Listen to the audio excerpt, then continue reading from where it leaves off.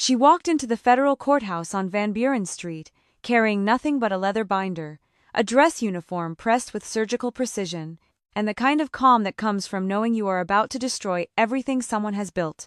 Her father sat 50 feet away in the mahogany-paneled courtroom, surrounded by 3 attorneys in suits that cost more than her annual military salary, flanked by his second wife in designer sunglasses, absolutely convinced his daughter had finally come to surrender.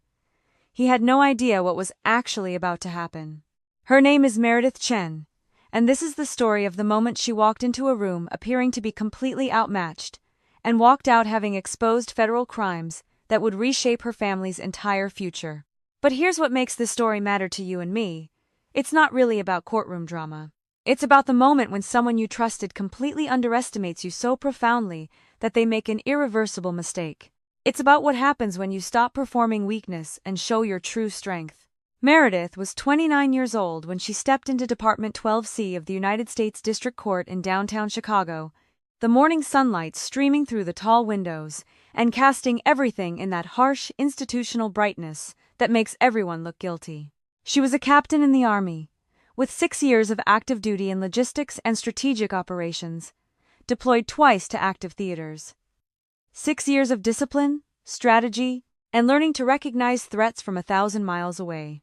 Her father, Thomas Hartwell, was a commercial real estate developer who had built his empire by understanding one simple principle: find what people valued most, then make them choose between keeping it and survival. When their mother, Eleanor Chen, died from cancer during Meredith's senior year of high school, Thomas didn't mourn. He restructured. Within 6 months, his second wife Victoria had moved into the family's North Shore estate, had demanded the modernization of everything Eleanor had carefully preserved, and had made it abundantly clear that Meredith's life had a price attached to it. If she wanted to stay in that house, she would need to abandon her dreams of military service. She would need to work in one of Thomas's development companies. She would need to understand that loyalty meant compliance. Everything had a cost. Meredith looked her father in the eye and walked towards something he couldn't understand, a path he couldn't control. She joined the Army. She earned her commission as an officer. She deployed overseas leading operations in high-stress zones, and for the first time in her adult life, she answered to laws and commanders, not to the whims of a parent who viewed relationships as property. She was free, or so she thought. What Meredith didn't know, what she couldn't have known, is that her absence gave her father permission to execute the plan he'd been secretly developing for years. Eleanor's will had established an irrevocable trust. The trust owned the North Shore estate, 115 acres of historically significant property that Eleanor's own parents had deeded to her with strict instructions. Never develop it commercially, maintain the gardens, fund the charitable foundation that bore Eleanor's name. It was legacy. It was sacred. To Thomas, it was $47 million in prime real estate opportunity that he couldn't access while his daughter remained alive to inherit it. So he began to disassemble it piece by piece. He created shell companies registered through his attorney in the Cayman Islands.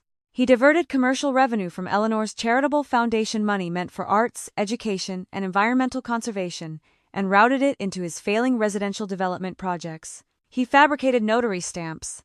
He forged Meredith's signature on documents he claimed granted him fiduciary authority during her deployment. He filed paperwork declaring her legally absent, abandoning her parental responsibilities, unfit to inherit. He was methodical. He was certain that a deployed soldier halfway around the world would never notice. He didn't count on the fact that military service doesn't make you blind to corruption. It teaches you to recognize an ambush from miles away. When Meredith's plane touched down at O'Hare after a 10-month deployment, she rented a car and drove north on the Edens Expressway toward the North Shore, toward the place where her mother had planted rose gardens and hosted scholarship ceremonies, and built something that would outlast all of them. She wasn't expecting a reunion party. She wasn't expecting her father to have aged or learned kindness or reconsidered his transactions. But she also wasn't expecting to see bright orange eviction notices nailed to the gates of her mother's estate, marked with official court seals, declaring the property abandoned for commercial liquidation. She pulled over on the shoulder, gripped the steering wheel, and something crystallized inside her. He'd gone too far. This wasn't about the money anymore. This was about destroying her mother's memory. She felt it then. The cold clarity of someone preparing for war. The private dining club downtown, where Thomas summoned her 3 days later, was exactly the kind of place he would choose for this conversation. Soft lighting. Wait staff trained to be invisible. A table positioned so he could see the entire room while maintaining privacy. He was already seated when she arrived, swirling a glass of burgundy that probably cost more than her monthly rent. Victoria sat beside him, adjusting a diamond bracelet that Meredith recognized immediately. Her mother's bracelet, the one Eleanor had worn on the day they took her to surgery. Seeing it on Victoria's wrist was like watching someone wear another person's skin. Thomas didn't look Meredith in the eye. He slid a certified bank check across the white linen tablecloth, and Meredith noticed his hand was trembling slightly. It was for $5,000. He had rehearsed this moment. She could see it in his careful language, in the way he swallowed before speaking. He called it a generous gesture. He called it a fresh start. He called it more than she deserved. Victoria laughed behind her wineglass, and Thomas used that as permission to continue.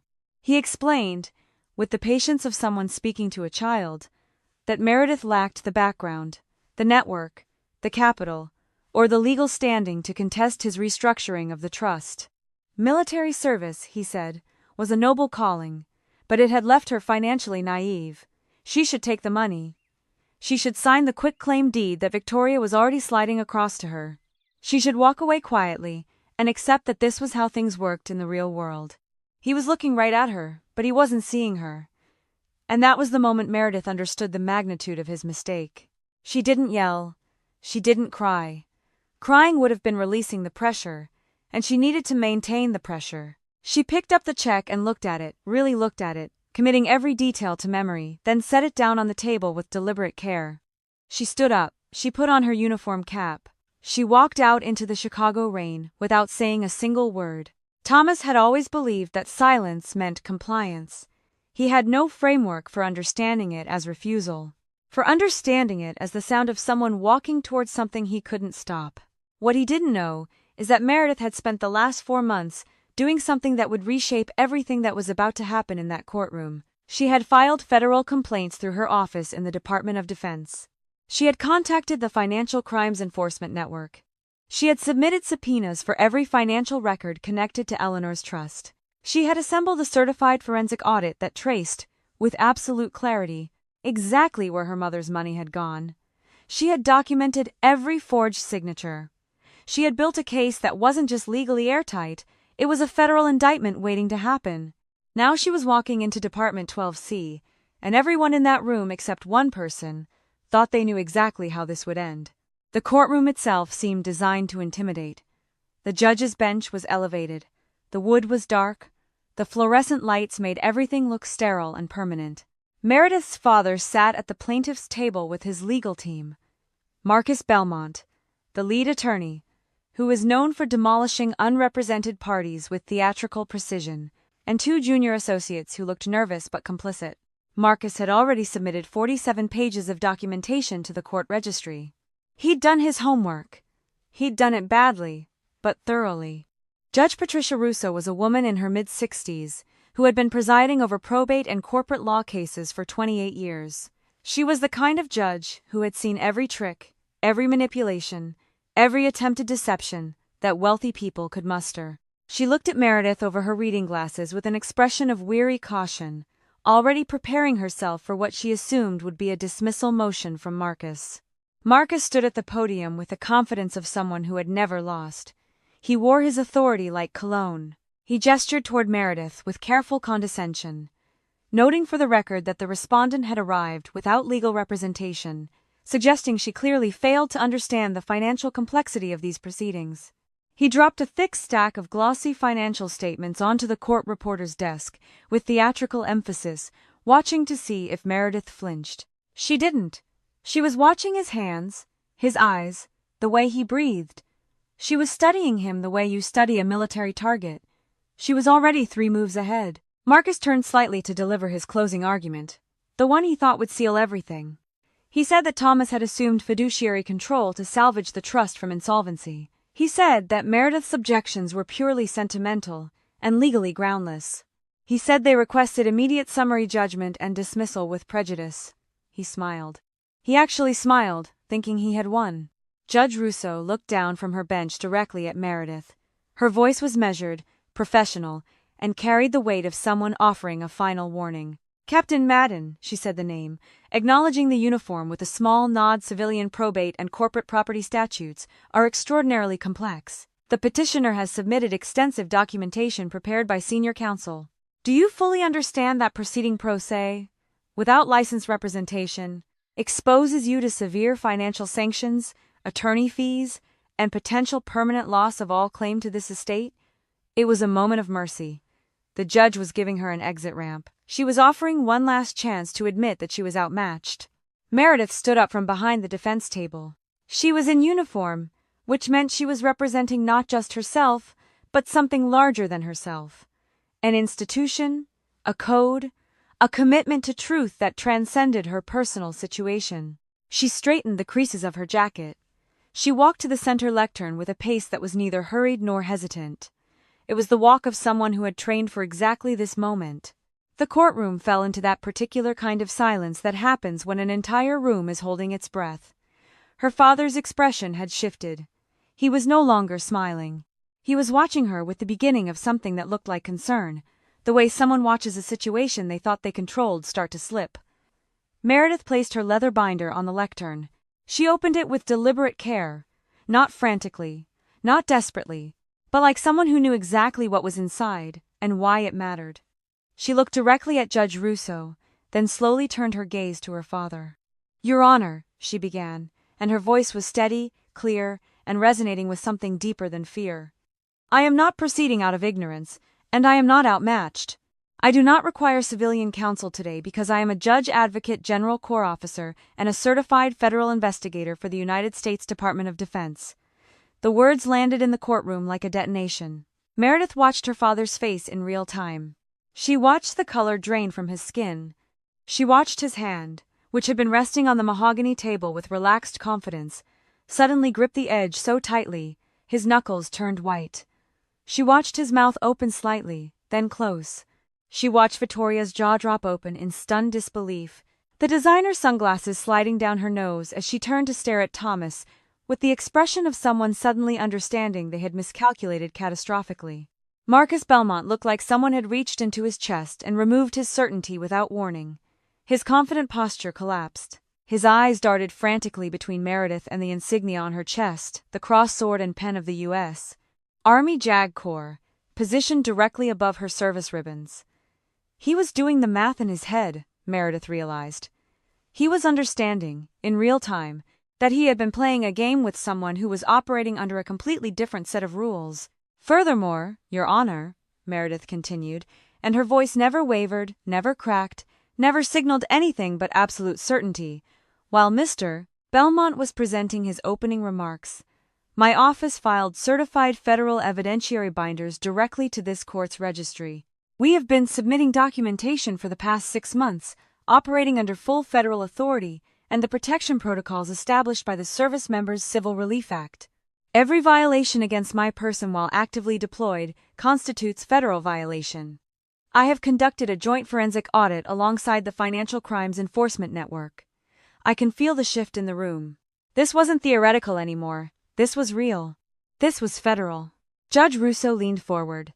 Her entire demeanor had transformed from cautious to acutely engaged. She was opening the electronic registry on her bench monitor, and Meredith watched her expression change as the stamped federal seals came flooding across the screen. Meredith could see it in the judge's eyes. She hadn't known.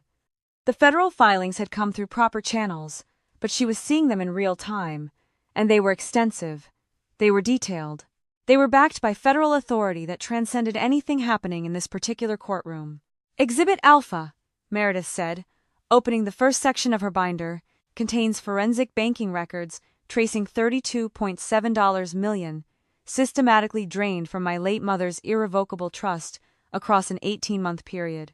She placed the documents on the bench for Judge Russo to review. These funds were routed through 3 offshore shell entities registered in the Cayman Islands, all directly controlled by the plaintiff as sole beneficial owner. Every transaction is documented. Every signature is cross-referenced. Every routing number is traced. Thomas's hands began to shake, not trembling anymore, but actively shaking. Meredith could see beads of sweat forming on his temples. She watched the moment the reality of what was happening struck him. This wasn't about losing the court case anymore. This was about criminal exposure. This was about the possibility of federal indictment. This was about the fact that every choice he had made, every shortcut he had taken, every document he had forged, had been catalogued and was now being presented to a federal judge in real time. Exhibit Bravo, Meredith continued, details 6 separate quitclaim deeds and corporate restructuring documents bearing signatures that were represented as mine. She turned to place these documents on the bench as well. Federal forensic document examiners have confirmed through sworn affidavit that every single signature was forged. These documents were executed while I was 4,000 miles away in an active theater of operations, unable to refute them, unable to defend against them, unable to even know they were being prepared. This constitutes aggravated identity theft. This constitutes wire fraud. This constitutes deliberate violation of the Service Members Civil Relief Act, which explicitly protects active duty personnel from property seizures and civil actions executed without judicial review and explicit notification. Judge Russo's expression had hardened into something approaching fury. She was studying Thomas now, and Meredith could see the judge making internal calculations about credibility, about culpability, about the magnitude of what had actually occurred in her courtroom. Marcus Belmont was whisper-shouting with his junior associates, frantically shuffling through papers as if he might find some legal maneuver that could undo what was unfolding. There was no maneuver. There was no escape. There was only the inexorable march of evidence and federal authority. Exhibit Charlie, Meredith said, placing the final section on the bench, documents the falsified notary stamps used to authenticate the forged signatures. The notary public in question confirmed under federal deposition that she never witnessed these signings, never authenticated these documents, and was unaware that her credentials had been used fraudulently. Her testimony is attached. The seal is real. The documents are not. The courtroom had moved beyond shock into something else entirely. Meredith could feel it in the air, the sense that everyone in this room was witnessing a moment that would change the trajectory of multiple lives. She could see her father's junior associates looking at each other with expressions that suggested they were calculating how quickly they could distance themselves from him legally. She could see Victoria checking her phone, probably calling her own attorney, probably protecting her own interests. She could see Judge Russo preparing to make a decision that would reshape everything. What I want the audience to understand right now, and what I wish someone had told my own family years ago, is this. When you build power on lies and theft, you are not actually building power. You are constructing a house of cards and convincing yourself that no wind could possibly topple it. You are so focused on everyone else's perceived weakness that you never develop the instinct to recognize your own vulnerability. Meredith's father had spent 6 years watching his daughter from a distance and seeing only military discipline and financial limitation. He had never considered that military service might have trained her in something more valuable than any amount of wealth. The discipline to recognize a threat, prepare an appropriate response, and execute it with precision. That's what separates people who merely react from people who strategically think several moves ahead. Your Honor, Meredith said. And this was the moment where the legal argument shifted into something more profound. Under the Service Members Civil Relief Act, any default judgment, property alienation, or civil restructuring executed against an active duty service member, without explicit judicial review and proper notification, constitutes severe, willful federal misconduct. My father did not attempt to preserve my mother's legacy.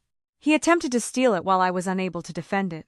He used forged documents, fraudulent notaries, and offshore accounts to conceal the theft. This is not a civil matter. This is a criminal matter. Judge Russo set down her reading glasses. She looked at Marcus Belmont with an expression of such controlled fury that he actually took a physical step backward. She looked at Thomas Hartwell, and something in her gaze suggested that she was done with the pretense of neutrality. Mr. Belmont, she said, her voice dropping into dangerous gravel, are you aware that the federal documentation currently in my registry predates any motion you filed in this courtroom? Are you aware that federal investigators have had your client's financial records for 6 months? Are you aware that you have just attempted to secure summary judgment in a case that should have been referred to the United States Attorney's Office before it ever entered this courtroom? Marcus had nothing to say. There was nothing to say. The entire foundation of his case, the entire structure of confidence he had built, had been demolished with the precision of controlled demolition, carefully planned, perfectly executed, and leaving nothing standing but rubble. I want you to really sit with this for a moment, because I think this is where the real lesson of this story lives. Meredith walked into this courtroom alone. To everyone watching, to the judge, to the opposing counsel, to her own father, she appeared to be completely vulnerable. She had no attorney to negotiate on her behalf. She had no expensive legal team. She was wearing a military uniform, which to people who measure worth by wealth markers, signals limitation rather than authority. And yet, the entire time that everyone was measuring her by what she was lacking, she was accumulating something they couldn't see, the kind of authority that comes from being right, from having evidence, from knowing that the law itself was on her side. That's a different kind of power than money. It's slower to develop, but it's the kind that actually lasts. Judge Russo brought her gavel down with a single resounding crack that seemed to echo through the entire building. The petitioner's motions are denied with extreme prejudice, she announced. All disputed estate titles are remanded immediately to Captain Meredith Chen. All frozen trust assets are restored to the original fiduciary structure. This court is formally issuing a criminal referral to the United States Attorney's Office for the Northern District of Illinois, and I am notifying the FBI, the SEC, and the Department of Homeland Security of the federal crimes documented in these proceedings. Thomas collapsed backward into his leather chair. He was no longer the confident real estate developer who had walked into this courtroom expecting victory. He was a broken man watching his entire world disintegrate in the span of 10 minutes. His attorneys were packing their materials with the speed of people abandoning a sinking ship. Victoria had already stood up and was walking toward the door, disconnecting herself from the wreckage before anyone could associate her with what was about to unfold. As Meredith walked out of the courtroom into the marble rotunda where sunlight was streaming through the tall windows, creating that golden hour glow that makes everything look like it's been washed clean, she heard footsteps behind her. Frantic footsteps. Desperate footsteps. Thomas had followed her out, and he was calling her name in a voice she barely recognized. Fractured, pleading, unraveling. Sophie, please. You're my daughter. We can fix this as a family. We can work this out. She stopped walking. She turned around. She looked at her father, really looked at him, and she saw a man who had built his entire life on the premise that everything was negotiable, everything was for sale, everything could be fixed with money and manipulation. And she realized something that she wanted to tell everyone watching this video. Sometimes people don't deserve second chances. Sometimes the only justice you can offer is the truth. You stopped being my father the day you tried to steal my mother's legacy, Meredith said. And her voice was not angry. It was something more final than anger. It was clarity. Now you face the consequences of that choice. She walked away without looking back. She didn't run. She didn't cry. She didn't allow herself even a moment of satisfaction. She simply walked, and the marble rotunda seemed to hold her up, and the sun seemed to light the way forward. Here's what I want every person watching this to understand. Meredith's victory wasn't actually about the courtroom. It wasn't about the money, even though $47 million was restored to her mother's legacy, even though the charitable foundation was fully funded again, even though the estate was protected. The real victory was something far more valuable. It was the moment she stopped performing weakness and revealed her true capability. It was the moment she understood that the people who underestimate you most are often the people who taught you how to see through deception. It was the moment she chose justice over reconciliation. This story taught me something that I think every person watching needs to know. The mistake most people make is believing that if someone underestimates them, that means they should spend their life proving themselves to that person. The actual lesson is different. The actual lesson is that the people worth convincing are never the people who had to be forced into seeing your value. They're the people who saw it from the beginning, and the moment you stop performing for the people who require proof is the moment you become truly free. Here's the action I want you to take today. I want you to think about a situation where you have been underestimated, where someone, maybe a family member, maybe an authority figure, maybe a boss has looked right through you and made assumptions about your capability or your strength. I want you to sit with that for just a moment, and then I want you to ask yourself this. What strength do I have that they're not seeing? What evidence do I have that contradicts their assumption? And most importantly, do I actually need them to see it in order for it to be real? Because the answer to that last question is probably no. Now I want to know what you think about the way Meredith handled this situation. In the comments below, I want you to tell me, did you think she made the right choice refusing to reconcile with her father? Was she right to pursue criminal charges? Or should she have settled for just recovering the estate? Or do you think she should have pushed even harder? Comment 1 if you think she handled it perfectly, comment 2 if you think she was too harsh, or comment 3 if you think she didn't go far enough. I'm genuinely curious where you land on this.